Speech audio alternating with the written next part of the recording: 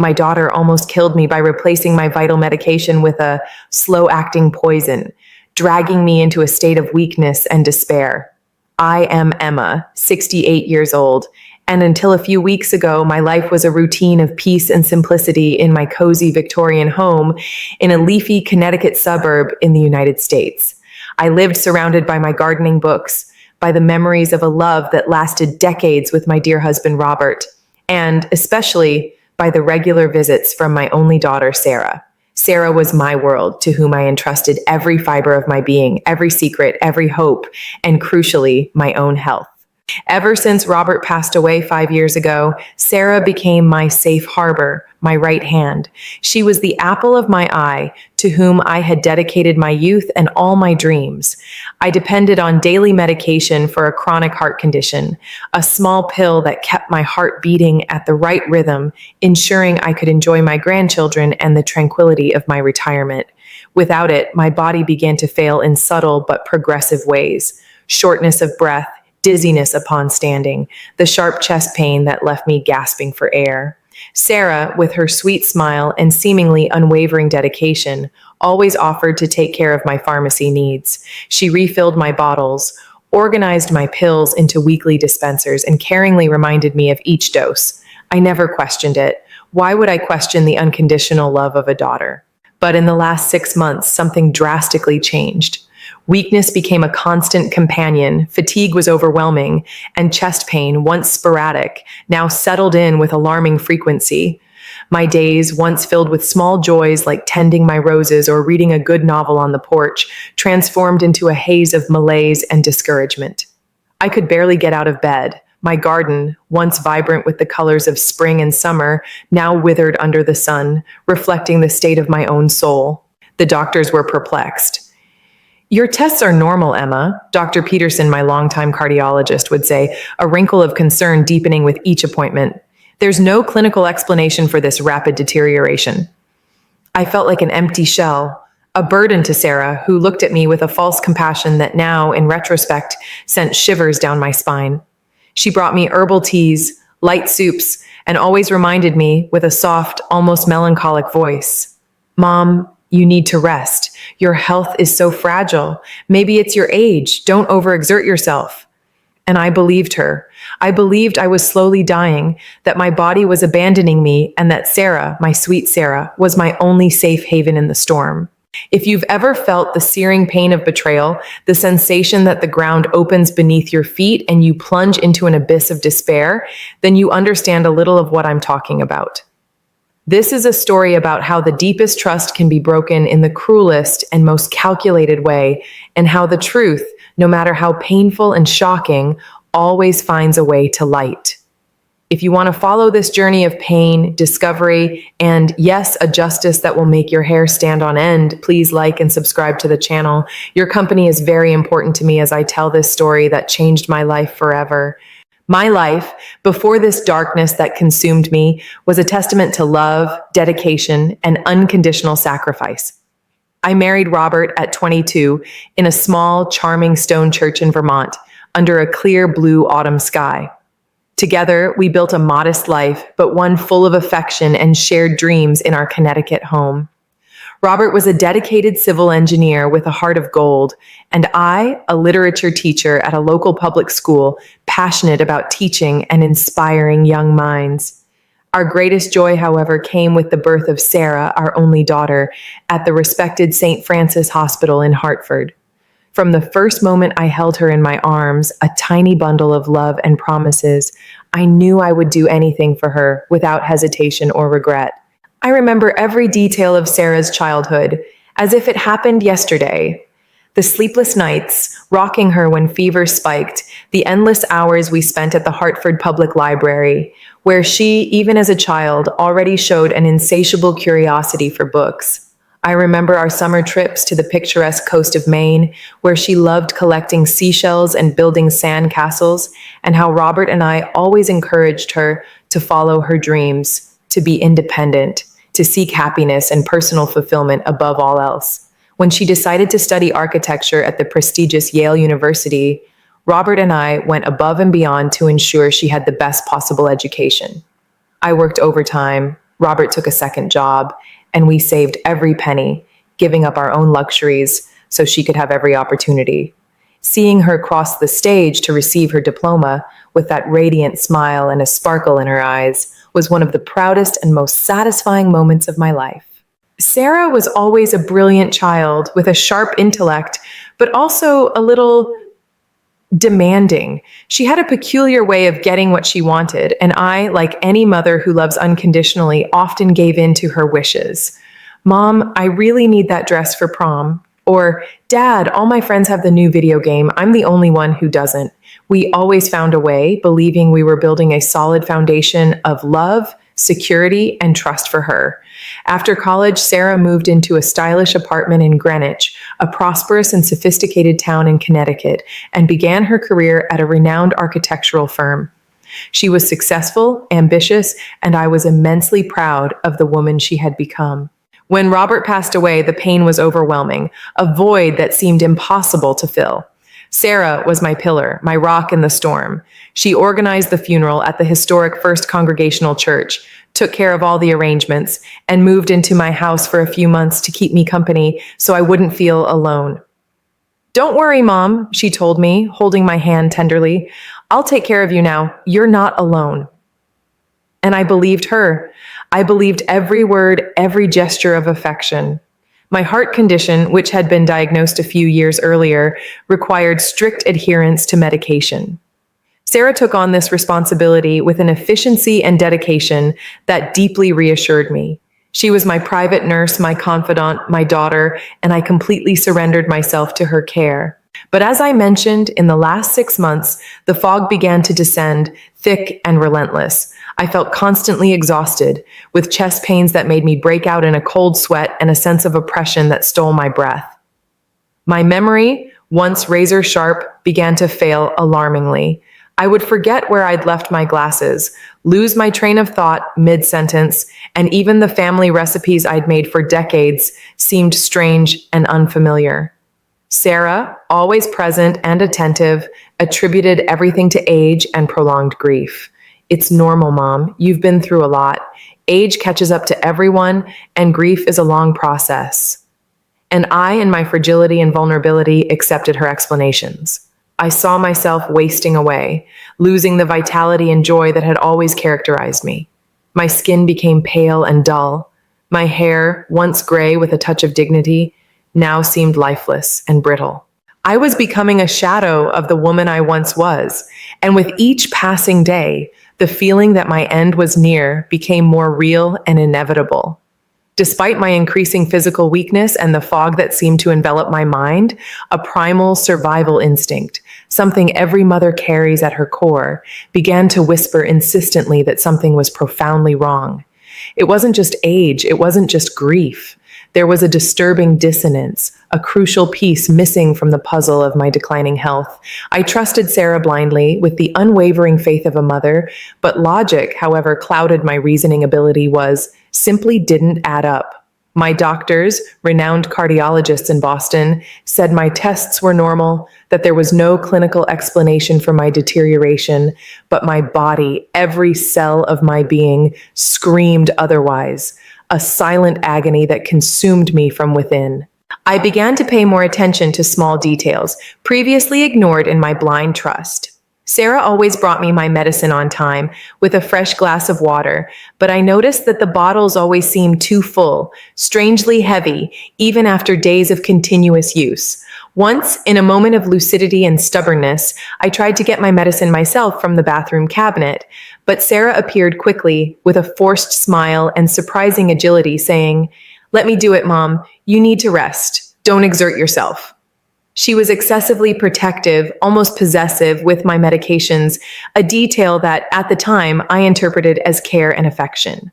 One day, while Sarah was out grocery shopping at Whole Foods in Greenwich, one of her weekly routines, I decided, with monumental effort, to try and organize my own medicines. It was a simple task, one I used to do with ease, but which I hadn't done in months. I opened the bathroom cabinet where Sarah kept my bottles meticulously aligned. There they were, seemingly untouched in their weekly dispensers. But as I examined them with my trembling hands, something abruptly caught my attention. A bottle of one of my most important medications, the one that controlled my cardiac arrhythmia and kept my heart functioning, was strangely light. I picked it up. It was empty, completely empty, without a single pill. My heart, already beating irregularly and painfully, pounded with a force that made me stagger, almost knocking me to the floor. It wasn't possible. I was sure Sarah had refilled my medicines the week before. She had shown me the full bottles. How could such a vital bottle be empty? And why hadn't I noticed before in my blindness and trust? My mind, in its fragility and confusion, tried to convince me that I was mistaken, that I had made a mistake, that age was playing tricks on me, that I was delirious. But the image of the empty bottle, with my cardiologist Dr. Peterson's label and a distant expiration date, was undeniable, irrefutable proof. At that moment, a cold wave ran down my spine, more intense than any physical pain I had felt. It wasn't a mistake. It wasn't age. It was something far more sinister, more perverse, more calculated. The thumbnail phrase, "the secret behind that bottle would make your hair stand on end," began to make terrifying and nauseating sense. I wasn't just sick. I was being poisoned, not by a lethal substance, but by the absence of life, by the deliberate deprivation of what kept me alive. The betrayal was a chilling act of cruelty, a silent and cold threat to my very existence, orchestrated by my own daughter. Anger, an emotion I hadn't felt with such intensity in years, began to bubble up inside me, overcoming the weakness and despair that dominated me. My daughter, the light of my eyes, to whom I had given everything, was slowly killing me, pill by pill, day by day. But why? What would she gain from her own mother's death? The discovery of that empty bottle was not just the revelation of a betrayal. It was the tip of an iceberg of perversity and greed that I was about to uncover. And at that instant, a flame of vengeance, cold, calculating, and relentless, ignited in my near-death state. I would not die. Not before discovering the whole truth behind that bottle and making Sarah pay for every day of suffering, for every irregular beat of my heart, for every tear she caused me. The empty bottle in my hands was a weight measured not in grams, but in years of shattered love and trust. My mind, once clouded by weakness and pain, was now sharp as a blade, cutting through the fog of illusion. Sarah, my daughter, the girl I had cradled, taught to read, and for whom I had sacrificed so much, was killing me. The revelation was a blow more devastating than any physical pain, a poison that struck the soul. I sat heavily on the edge of the bathtub, the empty bottle still clutched in my trembling fingers, and took a deep breath, trying to calm my racing heart, no longer from illness, but from shock and rage. How could I have been so blind? The pieces of the puzzle began to fit together with terrifying clarity. Sarah's attentive visits, always at the same time, to organize my medications. The bottles that always seemed full, even when they should have been almost empty. Her insistence that I shouldn't worry about anything, that she would take care of everything. The false compassion in her eyes when I complained of weakness. The way she attributed everything to age, to grief, to anything that would prevent me from questioning. She wasn't protecting me. She was controlling me, isolating me, weakening me. I remembered a recent conversation with my neighbor, Martha, a shrewd woman who had lived across from my Connecticut home for over 30 years. "Emma, you look so pale, so thin," she had commented with genuine concern in her eyes. "And Sarah, she always seems to be in a hurry, always rushing you back inside. She doesn't even let you breathe the fresh air of your garden." At the time, I had defended Sarah, saying she was just overprotective. Now, Martha's words echoed like a warning, a truth I had refused to see. But why? What would Sarah gain from my death? The question hammered in my head. I wasn't a rich woman, but Robert, my late husband, had been a provident man. He had left a considerable life insurance policy, in addition to our house, which was fully paid off and worth a small fortune in the Connecticut real estate market. Sarah was my sole heir. The coldness of this realization sent a chill down my spine that had nothing to do with the room temperature. My own daughter, to whom I had given everything, was willing to sacrifice me for money. I needed proof. not just for myself, but for the world, so that no one else would fall victim to her perversity. My physical weakness was an obstacle, but my mind, once dormant, now seethed with renewed purpose. I couldn't confront her yet. She was intelligent, calculating, and I needed to be even more so. I needed a plan that would unmask her web of lies and make her pay for every day of suffering she had inflicted upon me. The flame of vengeance, ignited by the empty bottle, now burned with an intensity that gave me the strength to fight. I was no longer the fragile, sick Emma. I was the Emma who had survived a lifetime of challenges, and I would survive this one too. From that day on, every interaction with Sarah became a chess game, where her every move was analyzed with a new and terrible perspective. I feigned the same weakness, the same mental confusion, but behind my tired eyes, my mind worked tirelessly. I needed concrete evidence, something that couldn't be denied, something that would prove the substitution of my medications. My first action was subtle, but crucial. I began to count the pills in each bottle Sarah gave me, discreetly noting the number in a small notebook hidden under my mattress. Sarah continued her routine of care, bringing me my medicine with a gentle smile, but I noticed a slight tension in her shoulders, a quick glance at the bottle before handing it to me. She didn't know I was watching, that the mother she considered fragile and dying was, in fact, weaving her own trap. A week later, the proof came. The bottle of my blood pressure medication, which should have contained 30 pills for a month, had only 28. And the bottle of my anticoagulant, which should have had 60, had 59. Small discrepancies, almost imperceptible, but they confirmed my suspicions. She was manipulating the doses, not just substituting, but also reducing, prolonging my suffering and the illusion that I was sick. The confirmation was a punch to the gut, a mixture of pain and revulsion. My daughter was not just killing me, she was playing with my life, with my health, with my hope.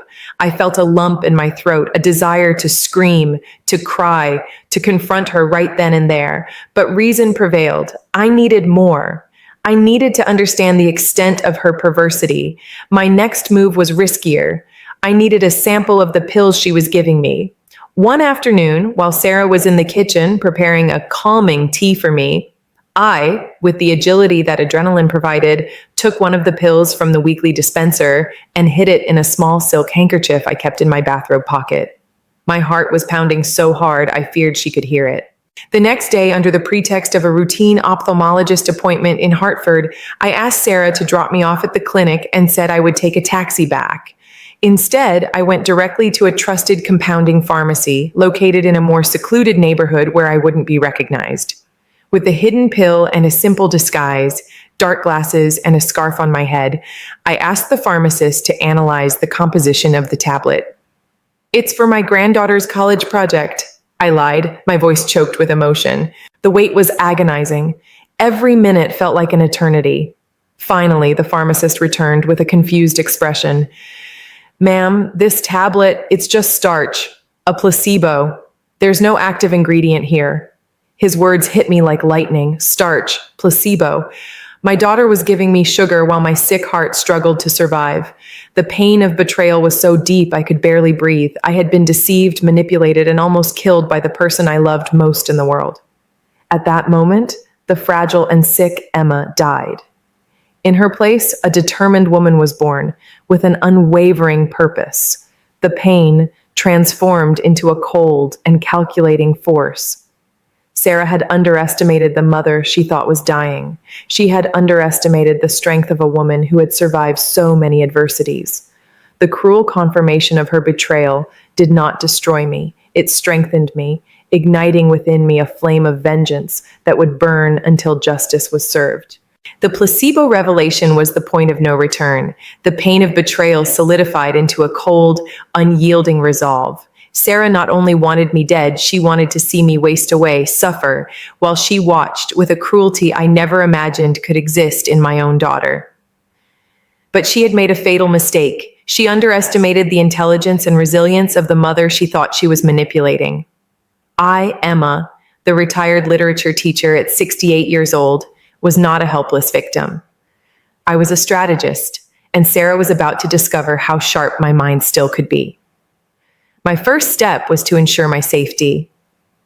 I could no longer trust Sarah for anything, much less to take me to the doctor. Under the pretext of wanting to enjoy my last days with more freedom, I asked Martha, my neighbor, to take me to my appointments. Martha, a discreet and loyal woman, agreed without questioning, and I felt immense relief at having an ally, even if she didn't yet know the extent of my battle.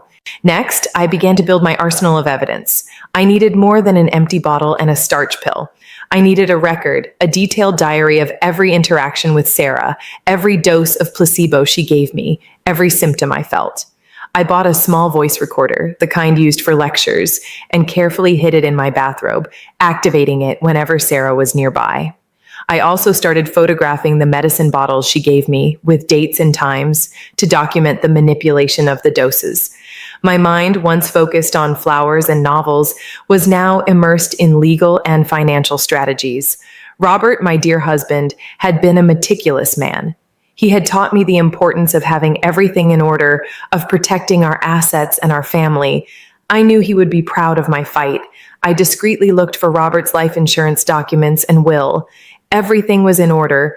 Sarah was the sole beneficiary, and the house would be hers after my death. Sarah's motive was crystal clear. I didn't just want to expose Sarah. I wanted her to feel the pain of loss, public humiliation, the ruin of her reputation, just as she had planned for me. I wanted her to lose everything she valued, her career, her social standing, her future. This would not be an act of impulsive revenge, but a poetic justice meticulously planned that would make her confront the true nature of her perversity. My first move on the chessboard would be against what she cherished most, her impeccable image. Sarah was a renowned architect with a reputation built on trust and integrity. I would use that against her.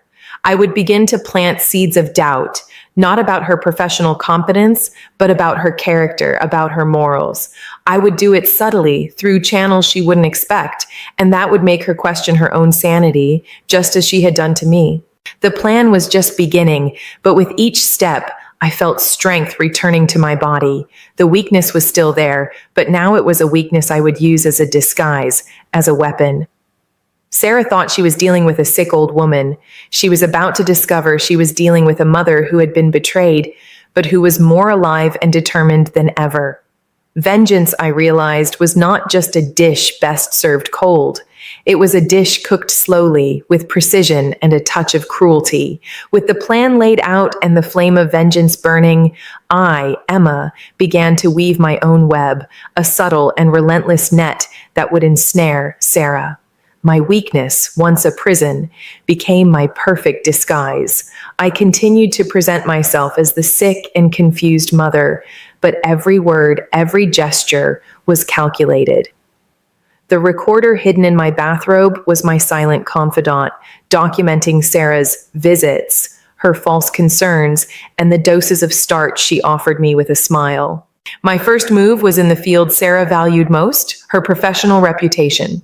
She was an architect on the rise in Greenwich, and image was everything to her. I began making discreet calls to mutual friends and acquaintances, people I knew had contact with Sarah's social and professional circle. "Oh dear, have you seen Sarah lately? She seems so stressed, so different," I would whisper in a weak voice, yet full of insinuation. "I hope she's doing well. She's been working so hard, and with my health so fragile, it's been a burden on her." The seeds of doubt were planted. I didn't accuse Sarah directly of anything, but the image of an overwhelmed daughter on the verge of collapse, caring for a dying mother, began to circulate. This in itself was a subtle blow to her image as an impeccable and controlled professional. Sarah, who had always prided herself on her composure, began to receive pitying glances and veiled questions about her well-being. She, who always controlled the narrative, now saw her own story being distorted, not by lies, but by half-truths and insinuations. In parallel, I began to tug at the threads of her financial security.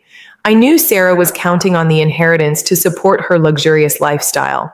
Under the pretext of organizing my finances for the inevitable, I asked my lawyer, Mr. Davies, a trusted man Robert had recommended, to review my will. "Mr. Davies," I said, my voice barely disguising its coldness, "I would like to add a clause. In the event of my death, if it is proven that my daughter Sarah had any involvement in my health deterioration or death, she will be disinherited, and the estate will be donated to charities. Mr. Davies, an experienced professional, looked at me with a seriousness that confirmed he understood the gravity of my request. He helped me ensure the clause was legally unquestionable, a shield against Sarah's greed. The weeks dragged on, and I watched Sarah closely. She was more irritable, more impatient. The calls from her colleagues and clients, once a source of pride, now seemed to bother her. She began to question why people looked at her strangely, why invitations to social events dwindled. "Mom, have you been talking to anyone about me?" she asked one day in a tone that bordered on accusation. "Oh dear, I can barely remember what I had for breakfast," I replied with a faint smile, but with a sparkle in my eyes that she didn't notice. The serpent was beginning to feel the heat, and I was ready to tighten the noose. The moment of truth arrived unexpectedly, but no less impactful. I had scheduled a meeting with Mr. Davies to finalize the details of my new will. Sarah, always attentive to my movements, insisted on accompanying me, claiming concern for my fragility. I knew she wanted to make sure everything was in her favor, and I let her come because that was exactly what I wanted. In Mr. Davies' elegant office, overlooking the Hartford skyline, the tension was almost palpable. Sarah, impeccable in her designer suit, sat beside me with an expression of false solicitude. Mr. Davies, a man of few words, began to read the clauses of the will, his monotonous voice filling the silence. When he reached the disinheritance clause, Sarah's voice, previously calm, broke. "What? Disinherited? Mom, what is this?" I stared at her, my mask of fragility falling away. "It's your inheritance, Sarah, or rather, the lack thereof, unless you can prove you had no involvement in my health deterioration." Sarah's face turned pale, her eyes wide.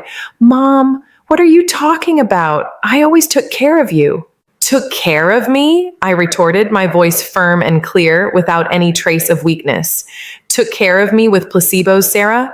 Took care of me by giving me starch instead of my vital medications? Took care of me by dragging me to the brink of death while you waited to inherit my house and my money?" The shock on her face was genuine. She didn't expect me to know. "Mom, you're delirious. Age is affecting you." "No, Sarah," I said, pulling the small recorder from my pocket and pressing play. Her voice filled the room, clear and unmistakable, discussing with someone who I later discovered was her boyfriend, a man she kept secret, about how the old woman was taking too long to go and how easy it was to replace the pills. Mr. Davies, who had remained silent, now looked at Sarah with an expression of disgust. "And this," I continued, throwing the small bag with the starch pill and the pharmacist's report onto the table, "is your care, Sarah, starch. While my heart beat erratically while I felt death approaching, you gave me sugar."